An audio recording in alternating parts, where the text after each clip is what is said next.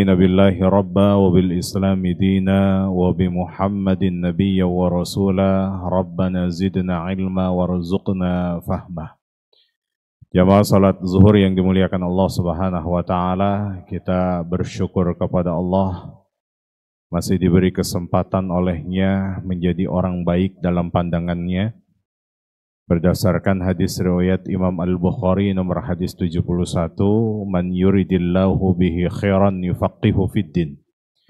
Dalam konteks hadis ini ternyata ketika orang itu diinginkan menjadi baik dalam pandangan Allah dan Rasulnya, bukan mereka yang ketika naik jabatannya tapi tidak mengenal halal haram, atau bukan pula mereka yang terus bertambah hartanya tapi tidak mengenal hak mana batil, tapi mereka yang dimudahkan jalannya untuk memahami agamanya, yufaqihu fiddin. Bagaimana cara memahami agamanya? Maka dia dimudahkan jalannya untuk bisa hadir dalam majelis-majelis ilmu. Mudah-mudahan seluruh rangkaian aktivitas majelis ilmu kita ini yang kita dapatkan dari para guru-guru kita mampu menghantarkan kita untuk memperbaiki dimensi ibadah-ibadah kita yang belum sempurna. Yang dengan itu kita terus bermohon agar ibadah yang kita laksanakan bisa diterima seluruhnya oleh Allah Subhanahu wa taala dengan penerimaan yang terbaik, sekaligus menjadi amalan-amalan terbaik pula di saat kita menghadap Allah Subhanahu wa taala. Salawat teriring salam senantiasa tercurah limpah pada suri tauladan kita Nabi Muhammad sallallahu alaihi wasallam beserta keluarganya, sahabat-sahabatnya, tabi'in wa tabi'in at-tabi'in. Yang mudah-mudahan kita terus istiqamah melanjutkan estafet dakwahnya dan menghidupkan segala sunnah-sunnahnya hingga yaumil qiyamah. Kita awali kajian kita pada zuhur kali ini dengan membaca suratul Fatihah.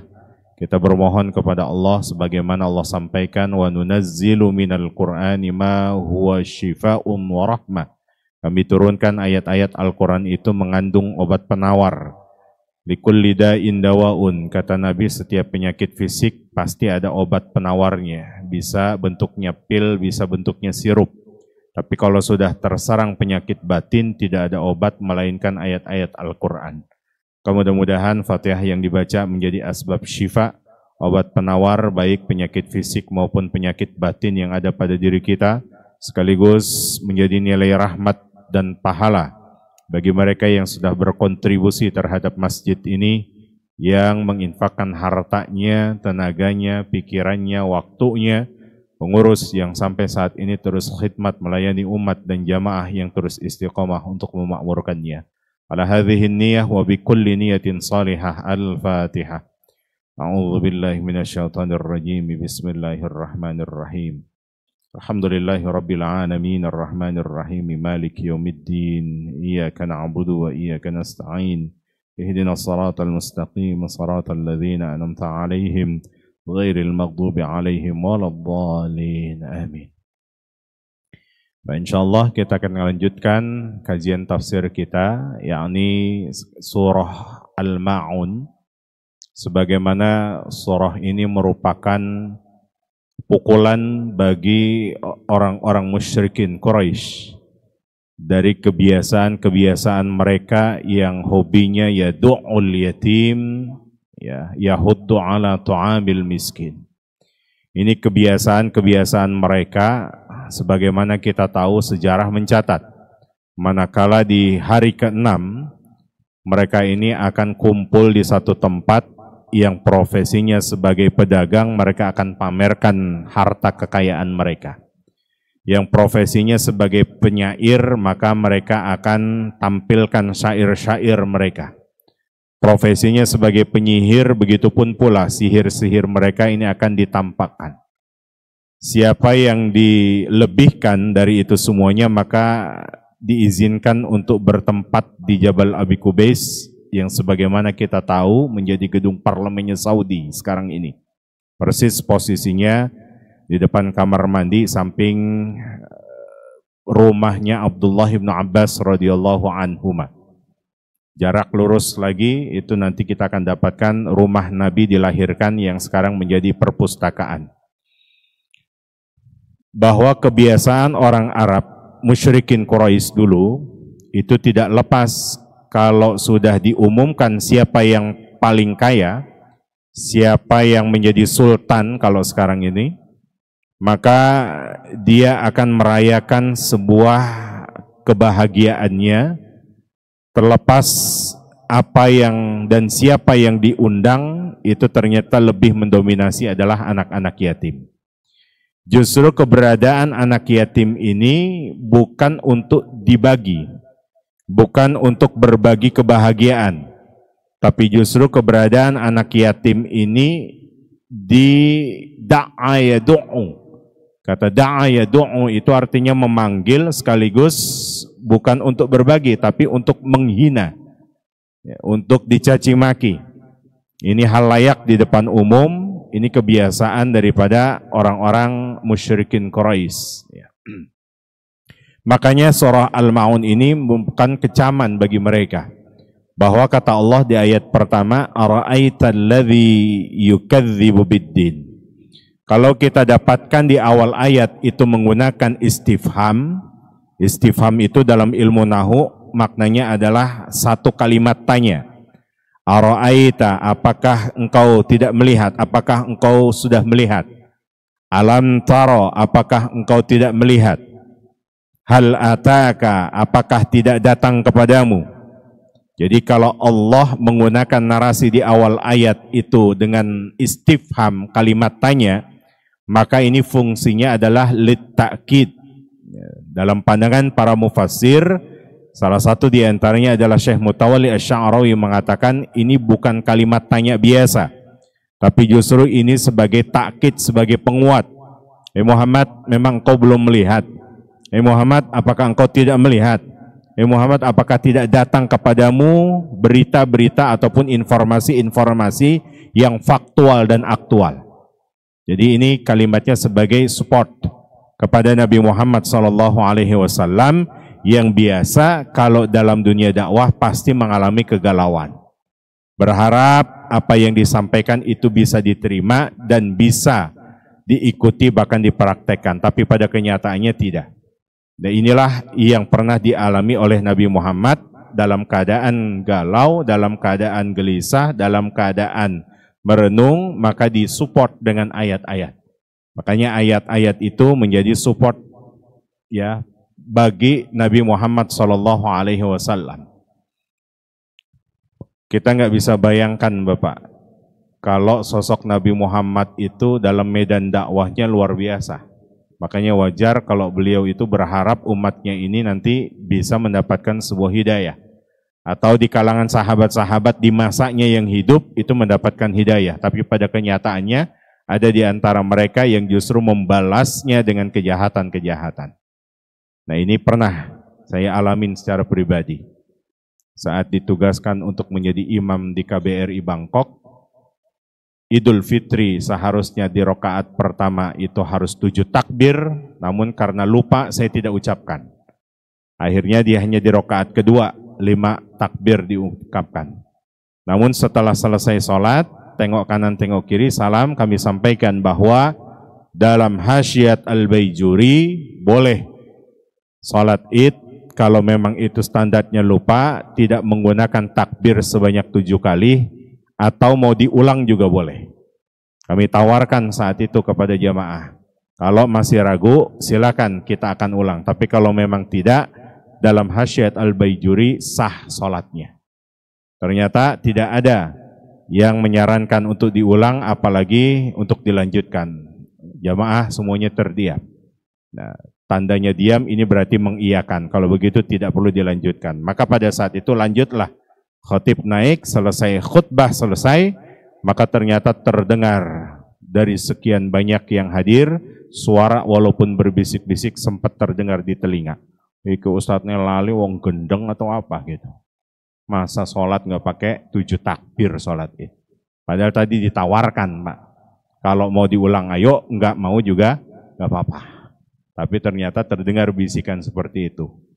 Yang mendengar secara pribadi sakitnya luar biasa. Padahal ditawarkan tadi, apalagi itu kepada Nabi Muhammad SAW. Itu baru dari ucapan. Nabi Muhammad balasannya bukan ucapan saja. Ya, bahkan ancaman nyawa, bahkan kotoran, dikatakan abetar, dikatakan batar, Muhammad keturunannya terputus, dan bahkan kotoran-kotoran menimpa kepada beliau. Nah, maka wajar kalau dalam dunia dakwah atau medan dakwah ada para pendakwah itu yang mengalami kegalauan. Termasuk Nabi Muhammad ketika beliau sedang galau, apa supportnya? Maka ayat-ayat terbaik diturunkan oleh Allah Subhanahu wa taala. Ara'aital ladzi yukadzibu biddin. Hai Muhammad, apakah engkau sudah melihat secara mata batin atau secara langsung? Artinya ayat ini kalau digaungkan, Pak, ini merupakan ikrar perang bagi siapa yang mendengarnya. Ya, satu contoh kalau diilustrasikan, Nabi Muhammad hadir di tengah-tengah sahabatnya. Persis seperti ini, kemudian beliau sampaikan, di tengah-tengah kita ini ada koruptor-koruptor hebat. Nah, mungkin yang merasa saat itu sahabat melakukan hal demikian, pasti ketar-ketir. Takutnya disebut namanya. Ya, kecuali kalau Nabi Muhammad itu membicarakan terkait orang munafik, beliau rahasiakan. Apa kata Nabi Muhammad? Beliau pernah membisikkan ke sahabat Hudzaifah ibnul Yaman bahwa di hadapan mereka ini ada sebagian orang-orang munafik. Dan disebutkan namanya A, B, C, D, dan seterusnya. Tapi Hudzaifah ibnul Yaman mengemban amanah, jangan kau sampaikan kepada yang lainnya. Sahabat Umar bin Khattab begitu penasaran, maka beliau bertanya kepada Hudzaifah ibnul Yaman, apa yang disampaikan oleh Nabi? Nabi tadi menyampaikan bahwa di hadapan kita ini ada beberapa orang-orang munafik. Siapa saja? Umar bin Khattab saking keponya bertanya. Akhirnya kata Hudzaifah ibnul Yaman, oh itu rahasia. Karena Nabi menitip amanah ini kepadaku. Tapi sahabat Umar bin Khattab cerdas. Apa kata beliau? Kalaulah besok ada jenazah yang masuk dan disolatkan oleh Hudzaifah ibnul Yaman, maka ini jenazah tidak terindikasi munafik. Tapi kalau ada jenazah yang tidak disolatkan oleh Hudzaifah ibnul Yaman, maka terindikasi munafik. Sebab dalilnya dalam Quran surah At-Taubah ayat 84, "Wala tusalli ala ahadin minhum mata abadan wa la taqum ala qabri." Ya, ayat itu menegur Nabi Muhammad sebetulnya. Padahal ada sahabat yang terindikasi munafik saat itu. Yang kemudian saat beliau wafat, nah, Nabi sudah tahu kalau itu orang munafik. Tapi ditegur oleh sahabat Umar bin Khattab, kalau memang sudah terindikasi munafik, kenapa engkau menyolatkannya? Akhirnya kemudian Nabi Muhammad mengatakan kepada sahabat Umar, apakah salah kalau saya dengan bahasa kerahiman saya cinta kepada sahabat-sahabat saya, salahkah saya untuk menyolatkannya? Maka ditegur oleh Allah, wala tusalli ala ahadin minhum mata abadan wala taqum ala qabri. Ternyata teguran itu ditujukan pada Nabi Muhammad, tidak boleh menyolatkan kalau memang sudah diketahui indikasi munafik. Nah, sekarang kita sulit untuk mendeteksi mana munafik mana bukan. Karena kita ini hanya bisa menghukum, nahkumun nasa bizahir, apa yang nampak pada dirinya saja. Sementara dalam hatinya hanya Allah yang maha mengetahui. Nah, kita kembali kepada ayat, Ara'aital ladzi yukadzibu biddin. Wahai Muhammad, apa engkau tidak melihat? Yukadzibu. Kadzaba yukadzibu, kalau di situ menggunakan wazan fa'ala yufa'ilu, maka ini fungsinya penguat. Artinya kalau hanya sekedar motong itu biasa. Tapi kalau motongnya berkali-kali atau bahasa kita mengatakan mutilasi, ini namanya kalimat wazan fa'ala. Berarti kalau yukadzibu ini kedustaan yang bukan sekali dua kali, tapi terus berkali-kali. Ya, yukadzibu biddin. Kata biddin, ad-din itu jangan selalu diterjemahkan agama. Karena nanti kita akan dapatkan makna terjemahan yang lainnya. Kata din itu adalah hari pembalasan. Kata din itu juga diambil dari akar kata dain. Dain itu artinya berhutang. Layaknya orang berhutang, maka harus membalasnya. Maka harus membayarnya. Nah, itulah salah satu ayat memberikan informasi siapa yang tidak yakin akan perilaku-perilaku orang musyrikin Quraisy terhadap orang-orang yatim, anak-anak yatim atau orang-orang miskin, Satu ketika nanti ada masa di mana mereka akan dibalas oleh Allah Subhanahu wa taala. Apa perilaku mereka? Perilaku mereka tidak lain adalah yadu'ul yatim. Suka menghina anak yatim. Kalau da'a yad'u itu memanggil. Tapi kalau da'a yad'u itu artinya memanggil tapi punya tujuan tertentu. Kalau di masa jahiliyah sudah jelas memanggil untuk dihinakan. Kalau sekarang bagaimana? Dikiaskan seperti halnya seseorang yang punya acara, dia manggil anak yatim. Sudah dipanggil anak yatim diminta untuk baca Yasin. Sudah 1 putaran dibaca Yasin, kata beliau belum selesai, kalau bisa 3 kali putaran. 3 kali putaran anak yatim dikumpulkan, suruh baca Yasin 3 kali putaran. Selesai, ternyata tahlilannya belum. Tahlilannya kalau perlu kulhunya 100 kali. Tahlilnya juga 100 kali. Ya, padahal yang hanya diberi hanya lembaran 50.000. Seimbangkah 50.000 dengan dihadirkan anak yatim? Maka ini kalau dikiaskan di masa-masa modern persis seperti halnya hanya diambil manfaatnya saja. Sebab karena memang lewat lisan anak yatim apa yang diucapkan oleh mereka, apa yang didoakan oleh mereka, inilah hijaban lahum. Tidak ada penghalang. Artinya apa? Potensi doanya lebih cepat dikabul oleh Allah Subhanahu wa taala. Nah, cuma para ulama-ulama ya, membatasi siapa yang dimaksud dengan yatim di sini. Kalau merujuk kepada pemahamannya Abdullah bin Abbas radhiyallahu anhuma bahwa yatim itu tidak terbatas. Man mata waliduhu, siapa yang ditinggal wafat oleh orang tuanya, sekalipun dia sudah usia lanjut, maka tidak terbatas, dia kategorinya yatim. Nah, cuma nanti ada beberapa para ulama yang membatasi secara usia. Ya, jadi kalau misalkan ada santunan anak yatim, kalau merujuk kepada Abdullah ibnu Abbas, model bapak-bapak ini tetap dapat santunan. Tapi kalau merujuk ke beberapa para ulama, maka itu dibatasi.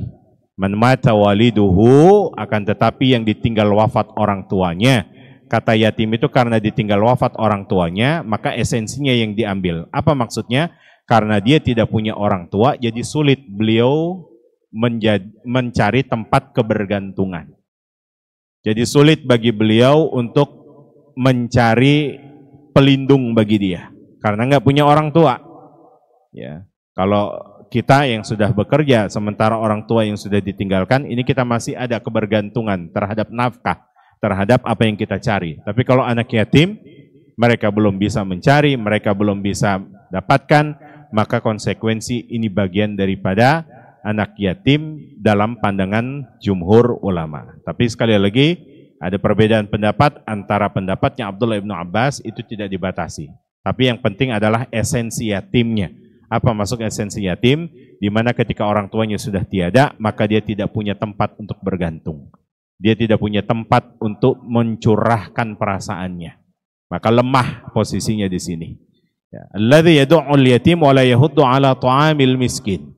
Dan kebiasaan mereka itu tidak pernah memandang lebih terhadap orang-orang miskin. Bahkan ketika berbagi saja ini tidak ada adabnya. Ini kebiasaan orang-orang jahiliyah atau Quraisy. Lalu ancaman apa yang Allah berikan kepada mereka? Fawailun. Kata wailun ini ada 2 makna. Pertama, itu adalah ancaman yang langsung Allah berikan kepada mereka. Fungsinya yufidul istimrar. Jadi kalau orang Arab itu mengancam atau enggak mencaci maki, maka mereka biasanya menggunakan narasi wai. Ya, kalau ditambah dengan lam, maka khitabnya ini berlaku buat laki-laki, buat perempuan. Ya, orang Arab biasanya suka menyebut wailan, bukan wailun. Wailan atau wailaka ya Muhammad, wailaki ya Fatimah. Celaka buat engkau wahai Muhammad. Ya, apa perbedaannya kalau Allah menggunakan mansub fathatain dengan domatain? Ya, ini sedikit perbedaan. Kalau Allah menggunakan wailan, maka di sini bentuknya kalau dalam ilmu nahu jumlah fi'liyah. Kalau bentuknya jumlah fi'liyah, maka ini temporary. Jadi hanya pada saat itu diucapkan, saat itu pula berlaku. Ya, wailan, celaka buat engkau. Jadi saat itu aja, besok sudah selamat. Tapi kalau Allah sudah menggunakan narasi dhammatain, marfu, kalau dalam bahasa Arab, ini dinamakan dengan al-jumlah al-ismiyah.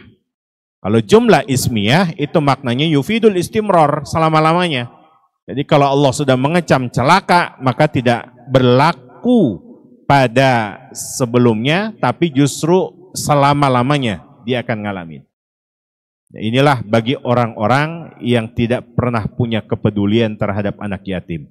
Lalu kenapa Allah mengkorelasikan di sini kecelakaan bagi orang-orang yang musallin? Apa korelasinya antara musallin dengan yadu'ul yatim la yahuddu ala ta'amil miskin? Allah kalau memberikan apresiasi kepada hambanya yang sholatnya terus-menerus dilakukan tapi tidak paham esensi sholatnya, maka disebut dengan musallin. Tapi kalau Allah memberikan apresiasi kepada umat, kepada hambanya yang ketika dia sholat dia paham esensi sholatnya, maka disebut dengan ruk'an sujjadan. Makanya umatnya Nabi Muhammad itu nanti terdeteksi dalam Quran surah Fatir ayat 29, tarahum ruk'an sujjadan. Umatnya Nabi Muhammad itu sudah bisa diketahui sholatnya itu rukuknya spesial, sujudnya spesial. Spesial apa yang membedakan antara dengan musallin? Rukuknya dia paham apa yang harus dia baca.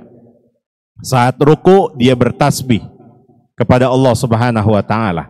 Sujjadan, saat sujud dia minta kepada Allah Subhanahu wa taala. Sebab dalam hadis qudsi disampaikan, ma yakunul 'abd, ana ma yakunul 'abd, aku ini dengan hambaku begitu dekat. Kapan? Wa huwa sajid, ketika sujud. Makanya umat Nabi Muhammad itu sangat paham kalau lagi sholat apa yang dia baca saat ruku, apa yang dia maksimalkan ketika sujud. Tapi ada orang yang mendapatkan apresiasi dari Allah, sholat terus-menerus dia laksanakan, tapi tidak paham esensi sholatnya. Tapi tidak terimplikasi dalam perilaku pribadinya. Padahal kan sholat itu implikasinya luar biasa. Kalau sholatnya benar, maka konsekuensi dia bisa menjaga kesucian jiwa, kebersihan hartanya. Apa sebab? Karena sebelum dia sholat, dia harus mensucikan dirinya dengan wudhu dan membersihkan apapun yang nempel pada dirinya dari sesuatu yang haram. Makanya tidak heran kalau selepas sholat, selepas wudhu, apa yang kita baca? Rabbi ja'alni minat tawwabin. Ya Allah, jadikan aku hamba-hamba yang selalu bertobat. Karena dia memahami bahwa wudhu itu sebagai proses pertobatan. Wa ja'alni minal mutatahhirin, dan jadikan aku sebagai orang-orang yang selalu bersuci. Maka mustahil kalau dia sholatnya betul-betul berkualitas, dia masih mengenal haram yang haram-haram. Yang kedua, Allah minta warka'u ma'ar raki'in, sholatlah bersama atau rukulah bersama orang-orang yang ruku. Artinya di sini berjamaah. Ketika sholatnya betul-betul berkualitas dalam ukuran berjamaah, maka dia akan tengok kanan kiri depan belakangnya. Bagaimana dia memiliki jiwa-jiwa sosial yang luar biasa, kepekaan sosial yang luar biasa. Ini implikasi dari sholat berjamaah. Ketiga, bagaimana sholatnya itu ternyata mampu mengubah sesuatu yang pesimis menjadi optimis. Bukankah Allah minta dalam surah Toha ayat 14, aqimis sholata li dzikri, dirikan sholat untuk mengingatku. Jadi tidak ada orang yang kalau sholatnya berkualitas masih terus galau, masih terus pesimis. Tapi dia hanya mengandalkan hanya kepada Allah Subhanahu wa taala. Dan yang lebih berpengaruhnya dari ibadah sholat itu adalah sholatu tanha anil fahsya wal munkar. Sholat itu betul-betul berimplikasi pada perbuatan-perbuatan yang keji dan bahkan yang munkar. Kalau sholatnya betul-betul berkualitas, mustahil dia masuk dalam lingkaran circle LGBT. Dia tidak mungkin masuk dalam lingkaran-lingkaran kemaksiatan, perzinahan yang menjijikkan. Apalagi sampai pada perbuatan munkar, baik itu membunuh maupun yang lainnya. Nah, inilah salah satu di antara implikasi. Andaikan semua umat Nabi Muhammad itu sholatnya betul-betul berimplikasi, sholatnya benar-benar berkualitas, bukan sekedar gerak atau bacaannya yang dihafal, tapi implikasi dari sholatnya itu, maka insya Allah tidak akan ada yang namanya pidana, tidak akan ada yang namanya perdata dan sebagainya. Maka Bapak Ibu yang dirahmati Allah Subhanahu wa taala, Allah mengancam fawailul lil musallin. Anda salat tapi tidak punya kepekaan sosial. Kita salat tapi tidak pernah punya kepedulian sosial, minimal terhadap anak yatim, minimal terhadap orang-orang miskin. Maka fawailul lil musallin. Celakalah bagi orang-orang yang selalu menunaikan ibadah salat tapi tidak paham esensi salatnya. Alladzina hum yura'un wa yamna'unal ma'un. Nah, itu jawaban daripada ayat sebelumnya, yaitu ayat kedua dan yang ketiga. Maksud daripada apresiasi salat ini, ketika Allah sudah memberikan apresiasi kepada kita, layaknya kita memberikan layaknya kita memudahkan untuk bisa memahami apa maksud dari isyarat Allah ini. Jangan kemudian ketika diapresiasi ada yang namanya penyakit ain. Begitu bahagianya kita karena sudah diapresiasi oleh Allah Subhanahu wa taala. Begitu bahagianya kita karena sudah dipuji oleh Allah Subhanahu wa taala. Tapi justru ketika apresiasi ini dihadirkan untuk kita, ini menjadi refleksi sekaligus menjadi evaluasi bagi kita. Apakah dengan semudah ini Allah memberikan kepada kita? Tapi justru sebaliknya ada di balik itu semuanya yang Allah inginkan.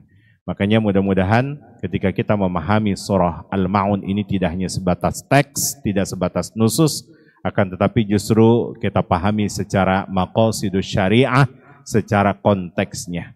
Sekali lagi, memahami agama, memahami ayat-ayat Al-Quran tidak hanya sebatas nusus. Kalau hanya dipahami ayatnya hanya sebatas nusus, maka akan melahirkan pemahaman-pemahaman yang fundamentalis. Berikutnya juga memahami ayat-ayat Al-Quran atau agama ini tidak hanya sebatas maqasidus syariah, hanya konteksnya saja yang dipahami, karena akan melahirkan pemahaman-pemahaman yang liberalis. Tapi agama, ayat-ayat hadir itu untuk mengkombinasi mana menempatkan nusus, mana menempatkan maqasidus syariah. Mudah-mudahan Allah mudahkan kita, Allah buka kecerdasan kita untuk bisa memahami ayat-ayat Allah ini dengan pemahaman-pemahaman yang baik, yang dengan tentu kita terus bermohon agar dikaruniakan dan kemampuan untuk bisa mengimplementasikan kebaikan-kebaikan dalam setiap kehidupan kita. Kita tutup dengan mengucapkan lafaz hamdalah. Alhamdulillahirabbil alamin. Subhanakallahumma wa bihamdika asyhadu an la ilaha illa anta astaghfiruka wa atubu ilaik. Mohon maaf. Mohon keikhlasannya Al-Fatihah sekali lagi. Kalau nggak salah guru kita Kiai Haji Sofwan Nizomi ya, mengisi di sini. Baik. Dan itu guru kita bersama, dan sebagaimana kita tahu malam itu baru mengisi di Masjid Raya Bintaro Jaya. Memang kajian beliau itu tentang nasihat-nasihat, tapi ternyata itu nasihat terakhir beliau. Beliau menyampaikan bahwa kain kafan kita sudah ditenun. Siapa yang bisa menjamin kalau besok pagi kita masih hidup? Ini kalam terakhir beliau. Maghrib kajian di MRBJ, namun ternyata jam 3 kami dihubungin. Ternyata Allah yarham, Allah lebih sayang kepada beliau. Mudah-mudahan apa yang beliau sampaikan selama ini kepada kita, ini akan menjadi ilmu yang bermanfaat bagi kita. Ya, kita iri sama guru-guru kita, termasuk saya iri. Banyak guru-guru kita yang diwafatkan modelnya dengan cara seperti itu. Dalam keadaan mengisi ceramah, mengisi kajian, ternyata Allah wafatkan. Itu husnul khotimah. Dan itu cita-cita saya sebetulnya Pak. Dalam keadaan mengisi kajian, Allah wafatkan. Tapi enggak sekarang juga ya. Mohon maaf lahir batin. Assalamualaikum warahmatullahi wabarakatuh. Ya, di Syifa, mohon maaf kita sampaikan lagi surah Al-Fatihah untuk beliau. Mudah-mudahan Allah terima amal ibadah solehnya. Al-Fatihah.